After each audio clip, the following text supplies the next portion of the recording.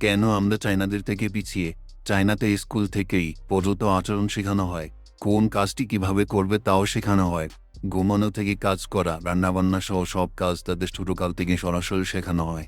এবং কি তাদের ক্লাসরুম তাদের নিজেরই পরিষ্কার করতে হয়, যাতে পরিষ্কার ব্যাপারটা তারা নিজেই করতে পারে। নিজের কাপড় ধোয়া থেকে সব কাজ তারা নিজেরাই শিখে নেয়। স্কুলে তাদের আত্মনির্ভরশীলতা শেখানো হয়। বাচ্চাদের স্কুলে প্র্যাকটিক্যাল থাকে, একটি গাছকে ছোট থেকে বড় করা এবং তা পর্যবেক্ষণ করে তা খাতায় লিখে নিয়ে আসা। আর আমাদের দেশে প্র্যাকটিক্যাল মানে গাইড থেকে দেখে লিখে নিয়ে আসা। আর ব্যবহারিক মেয়েরা খাবার রান্না করে নিয়ে আসে বাসা থেকে।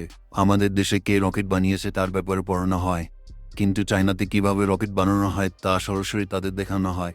চায়নাতে প্রতিটি শ্রেণীতে এআই নিয়ে পড়াশোনা বাধ্যতামূলক করেছে।